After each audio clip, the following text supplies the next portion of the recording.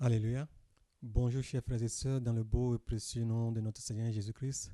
Nous avons retrouvé ce témoignage d'une sœur colombienne.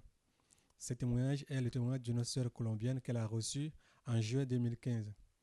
Nous voulons vous raconter une expérience forte, celle vécue récemment par une sœur colombienne de 83 ans, une servante de Dieu qui a grandi dans l'église et dans la parole de Dieu. Pendant qu'elle priait pour l'église et pour le retour imminent de Jésus, cette sœur a vécu une expérience surnaturelle inoubliable. Alors qu'elle priait assise sur son lit, elle fut soudainement ravie en esprit au ciel tandis que son corps était toujours là, comme immobilisé sur son lit. Du ciel, elle regarda en bas et vit des milliers de démons sur la terre qu'elle trouvait pénible à regarder. C'était épouvantable. Étant encore transportée plus haut dans le ciel, elle y vit une porte complètement ouverte. Et une fois entrée dans cette porte, elle vit une armée innombrable d'anges à sa droite et une armée innombrable d'anges à sa gauche. Et au milieu d'eux, un être splendissant, assis sur un cheval blanc. Il avait une couronne sur sa tête et sur ses cuisses était écrit Roi des rois, Seigneur des seigneurs. Alléluia. On ne pouvait pas voir son visage, tellement il était resplendissant. Mais elle comprit de par les écrits à la couronne qu'il s'agissait réellement du roi des rois et du Seigneur des seigneurs.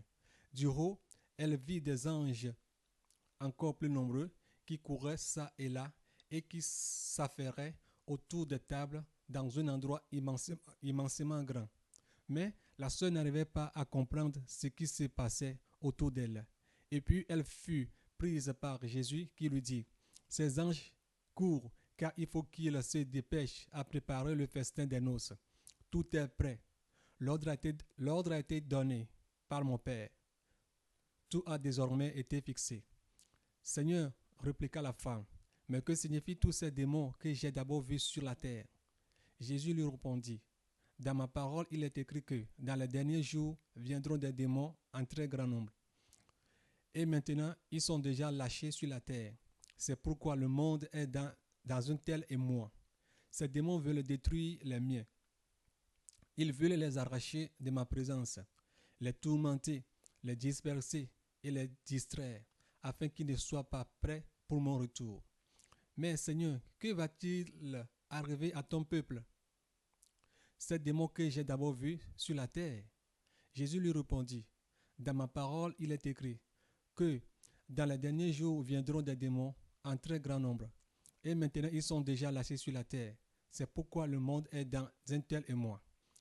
Mais Seigneur, que va-t-il arriver à ton peuple? Ces démons sont horribles, s'exclama la femme. Alors le Seigneur l'amena plus haut et lui dit, regarde, et elle vit une grande armée d'anges qu'on ne pouvait pas compter. Il dit, regarde mon armée, elle est toute puissante, mais elle est là pour libérer seulement les miens. Seulement ceux-là qui m'ont accepté comme sauveur personnel et comme Seigneur de leur vie et qui l'ont fait de tout leur cœur. Alors la sœur lui demanda, mais Seigneur, ceux-là ne sont-ils pas tous siens? Et Jésus l'amena dans une salle pleine de miroirs et après lui avoir donné une robe blanche, il lui fit remarquer comment de loin la robe semblait blanche et sans tache, mais de près c'était une robe pleine de taches très petites et imperceptibles. Alors elle s'attrista, car les taches représentaient le péché, et elle commença à pleurer parce que sa robe était sale. En ce moment, Jésus entra dans la chambre et lui dit, vois-tu mon enfant, malgré le fait que tu sois né dans l'église, que tu aies grandi dans l'évangile, que tu sois ma servante, que tes genoux soient abîmés à force de prier, malgré tout cela, il y a encore des choses qui me déplaisent en toi. Il faut que tu te purifies. Puis il dit, je vais te montrer quelque chose de plus fort.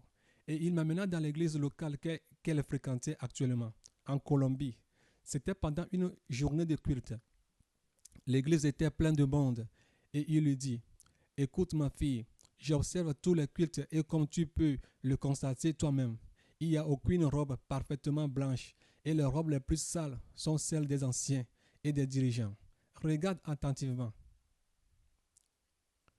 Elle regarda et vit que tout avait des robes sales, certaines déchirées, d'autres pleines de taches et sombres, mais que celles dans le pire état appartenaient aux anciens et aux dirigeants. Elle fut très choquée par la vision et elle commença à pleurer, car dans son église, il n'y avait aucune robe blanche. Mais soudainement, tous levèrent les mains pour adorer et louer le Seigneur et leurs mains saignaient. Jésus lui dit, ce sang que tu vois dans leurs mains est un sang de péché qui vient d'être commis, un péché frais, et non le sang de Jésus qui lave et purifie tout du péché. Et ceci empêchait l'adoration d'arriver au trône de sa grâce. Jésus touchait la tête des gens, plus soudainement, leurs pensées deviennent audibles. Ce n'étaient nullement des pensées tournées vers le Seigneur. Ils étaient là, adorant Dieu, mais les pensées étaient concentrées sur les choses de la vie quotidienne, les fiançailles, l'envoi des emails, etc. Tel pensait à sa maison, tel autre à sa voiture, tel autre encore à ses enfants, etc. Jusqu'à ce que le culte se termine. Et Jésus dit, vois-tu, les pensées des gens dans l'église ne sont pas tournées vers mon Père, mais plutôt vers les choses de la vie quotidienne, vers les choses de la terre. Voilà pourquoi l'adoration de cette église n'arrive pas devant mon trône. Il ne se préoccupe ni de mon règne, ni de mon retour. Et il a pris par la main et l'accompagnant dans différentes églises dans le monde. Et il lui dit, celle-ci, je ne l'ai jamais visitée. Celle-là, je n'ai jamais commandé de l'ouvrir. Celle-là est gérée par Satan. Ils visitèrent beaucoup d'églises dans le monde entier. Elle lui demanda, mais Seigneur, qui donc sera sauvé? Et Jésus lui répondit, tous ceux qui laveront et blanchiront leurs robes dans mon sang. Il amena ensuite voir une vision panoramique et toutes les églises. Et soudainement, elle le regarda et elle vit Jésus qui pleurait très fort. Elle fut très frappée de voir le Seigneur qui pleurait ainsi. Mais Seigneur, tu pleures plus que moi.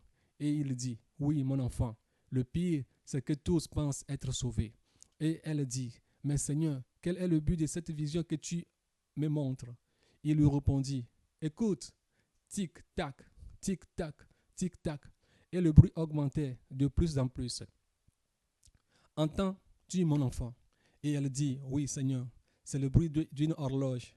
Écoute encore, tic-tac, tic. Et l'horloge s'arrêta. Il lui dit, entends-tu? Et elle répondit, il n'y a plus de bruit. Et Jésus lui dit, va dire aux églises que le temps est fini. Dis aux églises que le temps est fini. Que Dieu vous bénisse. Amen. Amen.